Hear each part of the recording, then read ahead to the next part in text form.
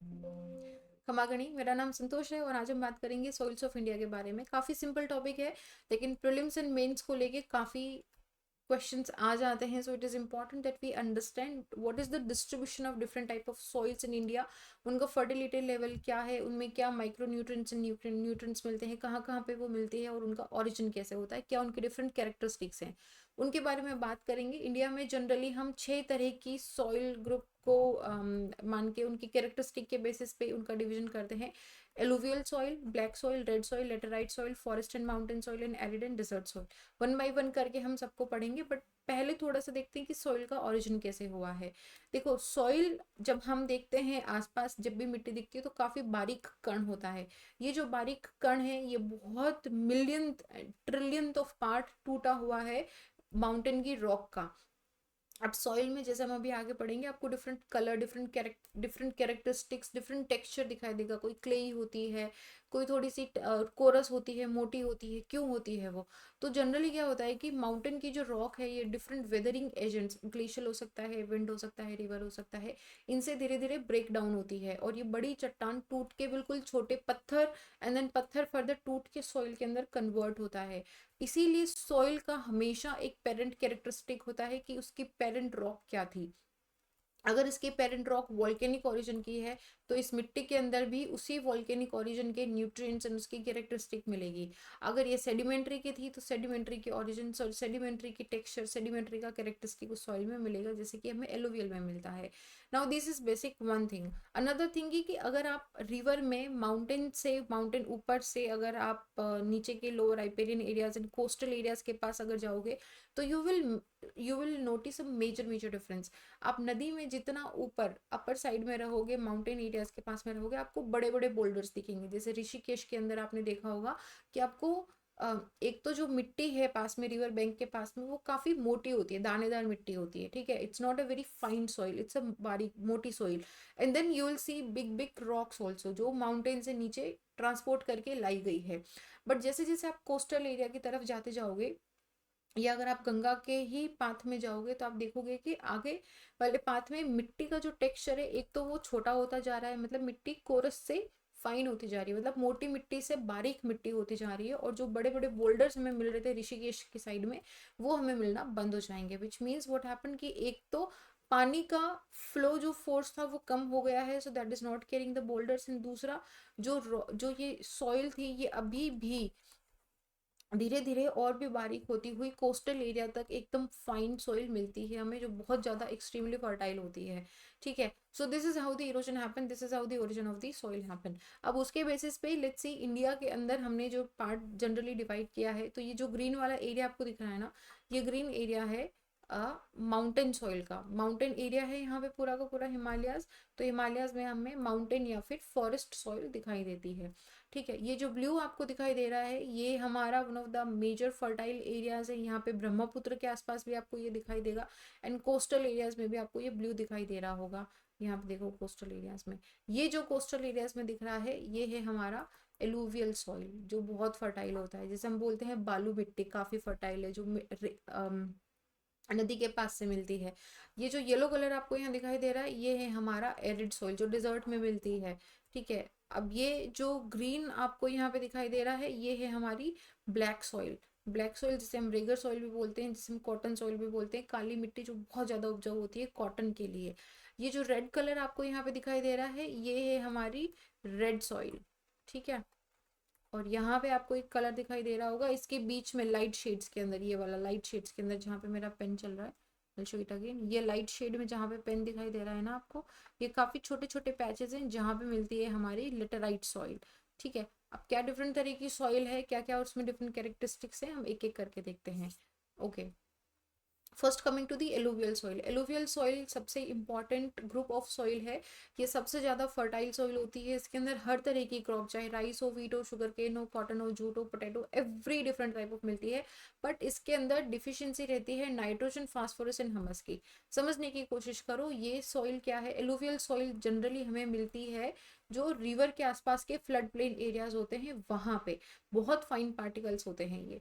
इसके अंदर क्योंकि ये सेडिमेंट्री है, इसमें आपको किसी भी तरह का फास्फोरस, नाइट्रोजन कंटेंट या ह्यूमस कंटेंट नहीं मिलता है, बट डिपेंडिंग, क्योंकि ये क्या है, चलती है, ट्रांसपोर्टिव है, ठीक है। अगर ये किसी पुराने फ्लड प्लेन एरिया पे है तो वहां पे डेफिनेटली ये होगा कि वहां पे अगर कोई ऑर्गेनिक कंटेंट गिरा है, ह्यूमस क्रिएट हुआ है, तो वहां पे ये और भी ज्यादा फर्टाइल होना स्टार्ट हो जाती है।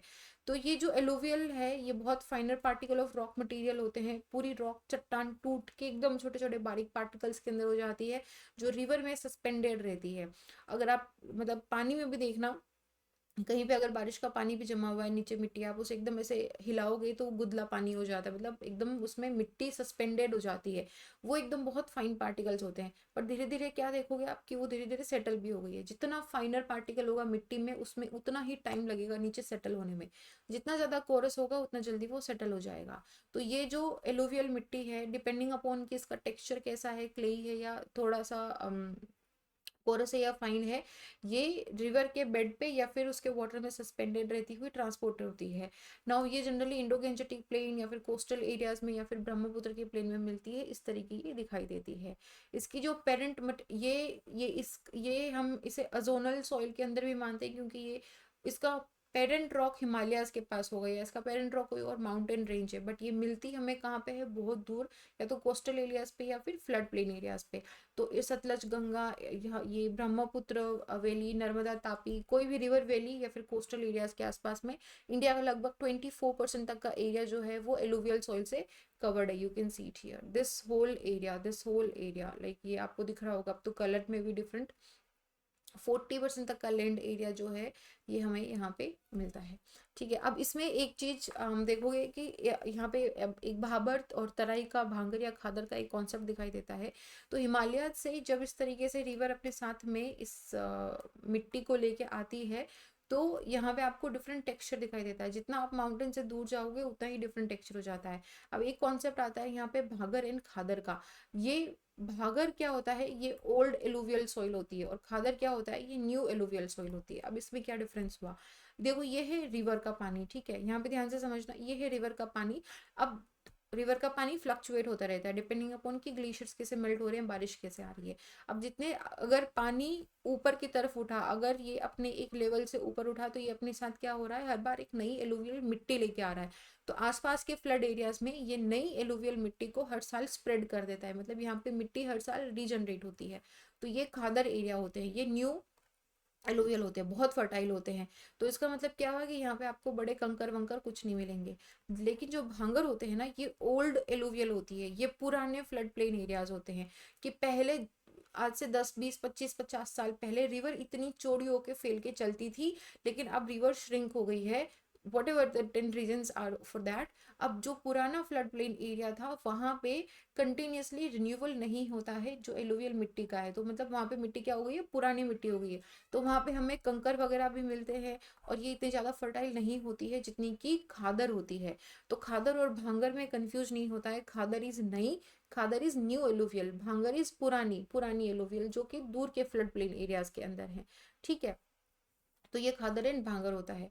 अब उसमें भी हम एलुवियम को भी दो पार्ट में डिवाइड करते हैं। एक डेल्टिक एलुवियम होता है जो कि डेल्टा पे बनता है, जब रिवर ओशन में गिरती है तो जो भी मिट्टी ट्रांसपोर्ट करके लाई है वो पूरी की पूरी ओशन में स्प्रेड कर देती है, तो एक डेल्टा बन जाता है। जैसे कि हमारा बांग्लादेश मेजर डेल्टिक रीजन के अंदर है, बांग्लादेश वेस्ट बंगाल के पास में जो हमारी गंगा का डेल्टा बनता है सुंदरबन के पास में, that is a big deltaic area. या फिर महानदी, गोदावरी, कृष्णा, कावेरी, ये सब डेल्टा बनाती है, तो वो डेल्टिक एलुवियम कहलाती है। और एक होती है कोस्टल एलुवियम जो कोस्ट के पास में बनती है, जैसे नर्मदा, तापी आसपास वहां पे कोस्टल एरियाज में बनती है, ठीक है। तो ये हो गया खादर एंड भांगर। भांगर पुरानी मिट्टी है, मोर ज्यादा क्लेई होती है, डार्क कलर में होती है, पुरानी होती है, कंटिन्यूसली नहीं होती है, कंकर होते हैं, लाइम नोड्यूल्स होते हैं जिसे हम कंकर बोलते हैं, ठीक है, ऐसे नहीं भूलना है।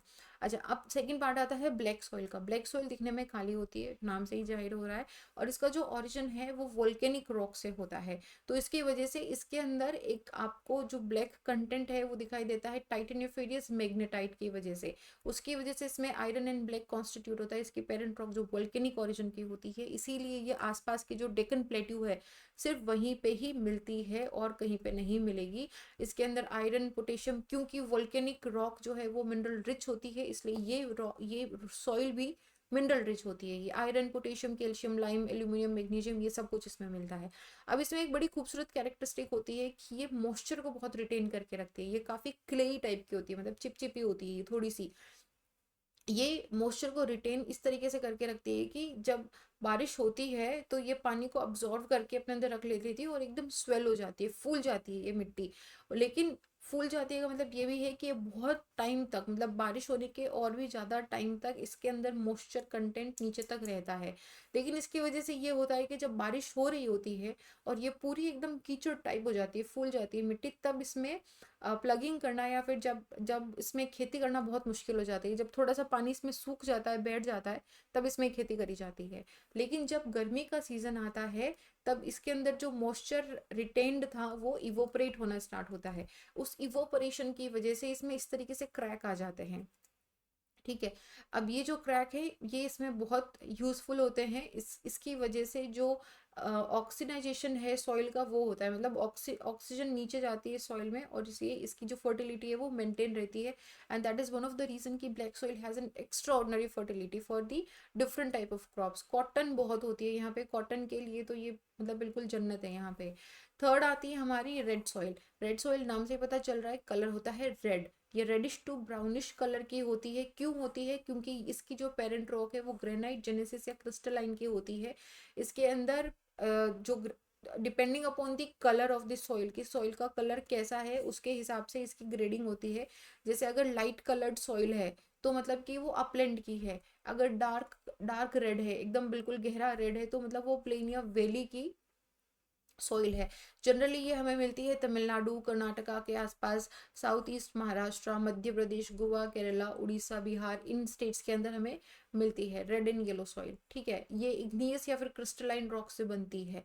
ये generally lime, phosphor, nitrogen, magnesium, humus and potash, ये सब इसमें रहता है। अब ये सब आपको थोड़ा सा याद रखना पड़ेगा, इसके लिए ट्रिक भी है which that I also tell you कि आप कैसे याद रख सकते हो। बट एग्जाम में अगर ये सब पॉइंट्स लिखते हो तो उससे थोड़ा सा अलग इंप्रेशन बनता है कि you remember things, you know things. अब ये जो सॉइल है रेड सॉइल, ये बहुत ज़्यादा फर्टाइल होती है, बहुत ज़्यादा यूजफुल होती है रागी के लिए। जो मिलेट्स होते हैं जिनके बारे में आजकल बहुत बात होती है, वो मिलेट्स के प्रोडक्शन के लिए ये सॉइल बहुत अच्छी होती है। इसमें आयरन का कंटेंट बहुत ज़्यादा होता है, इसी वजह से ये येलो टू रेड हो जाती है जब ये गीली हो जाती है तब। ठीक है, तो इसमें स्मॉल अमाउंट ऑफ हमस भी होता है, लेकिन अगर इसमें अच्छा इरिगेशन या फिर फर्टिलाइजर दिया जाए तो this can be a very very good fertile soil for the crop production also, अगर इरिगेशन फैसिलिटीज अच्छी है तो इसमें जो आपको मैं बता रही थी कि येलो टू रेड कलर हो जाता है, वो हो जाता है फेरिक एसिड की वजह से। जो फेरिक होता है आयरन, जब वो मिट्टी से पानी से मिलता है तो फेरिक ऑक्साइड में कन्वर्ट होता है, कोटिंग हो जाती है उसकी, वो रेड कलर में कन्वर्ट हो जाती है। लोमी टू क्लेई सॉइल होती है, it is suitable for wheat and rice also. ठीक है, नेक्स्ट आती है हमारी लेटेराइट सॉइल, जिनसे ईंटें बनती है वो लेटेराइट सॉइल होती है। अब आपको बहुत कम जगह पे मिलेगी, जैसे कि यहाँ पे लेटेराइट सॉइल है। ये जनरली लेटेराइट सॉइल सिर्फ ट्रॉपिकल एरियाज में ही मिलती है, जैसे इंडिया है, क्योंकि यहाँ पे alternatively wet and dry climatic conditions रहती हैं। इस सॉइल को बनने के लिए high rainfall and high temperature चाहिए होता है। उसकी वजह से काफ़ी सारी इसमें लीचिंग भी हो जाती है, तो इसके अंदर कंप्लीटली उस लीचिंग की वजह से एल्यूमिनियम बिल्कुल नहीं होता है इसके अंदर। तो ये जो सॉइल है ये आयरन ऑक्साइड के अंदर तो रिच होती है, लेकिन इसमें सिलिका एंड एल्यूमिनियम भी होता है, लेकिन इसमें सिलिका नहीं होता है, क्योंकि सिलिका, मैंने क्या बताया, बारिश बहुत ज़्यादा होती है और बहुत ज़्यादा गर्मी होती है, तो बहुत ज़्यादा बारिश की वजह से जो सिलिका कंटेंट होता है वो लीच हो जाता है, मतलब कि वो नीचे की लेयर्स में, नीचे की सॉइल लेयर्स में चला जाता है। So that is why, और just 4.3% of India's soil is this vascular soil, laterite soil होती है। जनरली ये वेस्टर्न घाट के अंदर, eastern Ghat along with Vindhya, Satpura यहाँ पे मिलती है। ये काफ़ी पुअर होती है कैल्शियम एंड मैग्नीशियम के अंदर, and it is very well drained and porous also. ये जो यहाँ पे, बट ये सॉइल ना जो हमारी रेगुलर क्रॉपिंग होती है उसके लिए इतनी यूजफुल नहीं होती है, बट जो प्लांटेशन होते हैं जैसे कि कैशू, रबर, टी, कॉफ़ी, इन सब के लिए बहुत होती है, क्योंकि ये बहुत वेल ड्रेन्ड होती हैं। ठीक है, और आपको पता होगा कि टी एंड कॉफ़ी के लिए जो हमें सॉइल चाहिए होती है वो वेल ड्रेन्ड चाहिए होती है। वेल ड्रेन्ड का मतलब क्या हुआ कि पानी इसमें रुकता नहीं है। जैसे ब्लैक सॉइल में क्या था, पानी रुक जाता है, पानी का रिटेंशन बहुत ज़्यादा होता है, लेकिन इसमें पानी इतना रुकता नहीं है, वेल ड्रेन्ड होती है ये। एलिवेटेड एरियाज़ के अंदर थोड़ी ये एसिडिक प्रॉपर्टीज़ की होती है, इनमें मॉइस्चर रिटेन कैपेसिटी बहुत कम होती है, लेकिन हेवी लोम या जो क्ले या प्लेन पे होती है वहाँ पे हल्की फुल्की रिटेंशन होती है। सिक्स्थ टाइप आता है हमारा माउंटेन सॉइल। माउंटेन सॉइल हमें जाहिर सी बात है कहाँ मिलेगी, माउंटेन एरियाज़ में जहाँ पे सफिशिएंट रेनफॉल होता है, लेकिन ये एसिडिक होती है विद लो ह्यूमिड कंटेंट। ये जनरली स्लोप ऑफ माउंटेन पे मिलती है, बहुत ज़्यादा डीप नहीं होती है, इसका जो टेक्सचर है वो भी थोड़ा सा कोरस टेक्सचर की होती है। ये डार्क ब्राउन कलर की होती है with clay silt to loamy texture. Mostly ये भी प्लांटेशन वाली जो क्रॉप है उनके लिए यूजफुल होती है, जैसे कि टी, कॉफी, स्पाइसेस या ट्रॉपिकल फ्रूट के लिए। जहाँ पे भी हमारा माउंटेन एरिया है, जम्मू कश्मीर, हिमाचल, उत्तराखंड, मणिपुर, वेस्टर्न घाट वाला एरिया, वहाँ पे हमें ये माउंटेन सॉइल दिखाई देती है। ठीक है, the last comes is the desert या फिर एरिड सॉइल। अब ये दिखती ही डेजर्ट या एरिड सॉइल है, जिसे हम बालू मिट्टी या भुरभुरी मिट्टी भी बोलते हैं। इन वैसे ये बहुत फर्टाइल होती है, बट क्योंकि यहाँ पे डेजर्ट होता है, विच मीन्स कि यहाँ पे evaporation is way higher than precipitation, मतलब यहाँ पे जो मॉइस्चर कंटेंट है वो बहुत कम होता है। लेकिन अगर इसमें इरिगेशन फैसिलिटीज को प्रोवाइड कराया जाए, जैसे कि इंदिरा गांधी कनाल के थ्रू प्रोवाइड कराया जाता है, तो वहाँ पे ये फर्टाइल, ये जो ज़मीन है, ये जो मिट्टी है, ये बहुत फर्टाइल हो सकती है। एरिड कंडीशंस होती हैं, लीचिंग हो जाती है मोस्टली अगर इसमें इवोपरेशन बहुत जल्दी होता है, इसलिए ये सॉइल जो है थोड़ी सलाइन भी होती है, क्योंकि इसमें सिर्फ जो हमारा सॉल्ट कंटेंट है वो रह जाता है, पानी सारा इवोपरेट हो जाता है। But if you provide irrigation then it can produce rich crops into desert area also. So these are the soils. एक अलग होती है, this is suppose to be type 7, actually 8 हो गया है। पेटी सॉइल्स बोलते हैं हम इसे। ये बहुत ज़्यादा हॉट एंड ह्यूमिड कंडीशंस की होती है, जहाँ पे ऑर्गेनिक कंटेंट बहुत ज़्यादा एक्यूमुलेट हो जाता है। जनरली इक्वेटोरियल एरिया का एरिया इमेजिन करो, या फिर ऐसा एरिया जहाँ पे बट ये होगी कहाँ पे, हमारी जो सदर्न एरिया से हमारे वहीं पे, जैसे कि वेस्टर्न घाट वाला एरिया, बिहार उत्तर प्रदेश वाला एरिया हो गया है, केरल वाला एरिया हो गया है। यहाँ पे क्या होता है, जब हॉट एंड ह्यूमिड कंडीशंस होती हैं और बहुत ज़्यादा आपके ह्यूमस है, मतलब कि ऑर्गेनिक कंटेंट एक्यूमुलेट हो गया है। ऑर्गेनिक कंटेंट यहाँ पे क्या होगा, एनिमल्स, फ्लोरा, फ्योना, जो पेड़ की पत्ती गिरती है वो एक्यूमुलेट हो जाता है, तो वो धीरे धीरे क्या होगा, डिग्रेड होना स्टार्ट होगा, डिकम्पोजिशन होना स्टार्ट होगा। उस डिकम्पोजिशन की वजह से ये, मतलब ये पीटी सॉइल होती है। अगर आपने कोल का सुना होगा तो कभी कभी कोल को पीट कोल भी बोलते हैं, मतलब that is the very very initial stage, तब जब ऑर्गेनिक कंटेंट धीरे धीरे डिकम्पोज होकर कोल में कन्वर्ट होना स्टार्ट हो रहा है, वो ट्रांजिशनल फेज होता है। तो वही जब इस तरह का ट्रांजिशनल फेज होता है कि बहुत ज़्यादा ऑर्गेनिक कंटेंट डिकम्पोज हो रहा है सॉइल में, तो वो काले कलर की हो जाती है इस तरह की। आपको ये आपके आसपास के एरियाज में भी दिख जाएगी। और ये, बट इसमें ऑर्गेनिक मैटर बहुत ज़्यादा होता है, इसमें मॉइस्चर भी ठीक ठाक होता है, धीरे धीरे ये डिकम्पोजिशन होता जाएगा, इसका पीएच लेवल काफ़ी स्ट्रॉन्ग होता है, काफ़ी एसिडिक क्वालिटी की होती है ये। So that is the peaty soil.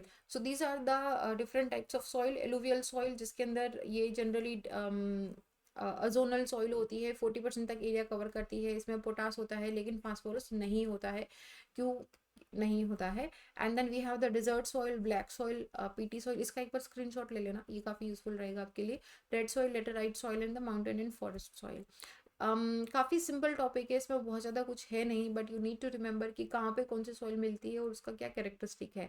If there are other topic which you want me to take for the discussion, please do write in the comment section box. I will see you guys in the next lecture. Bye, जय हिंद।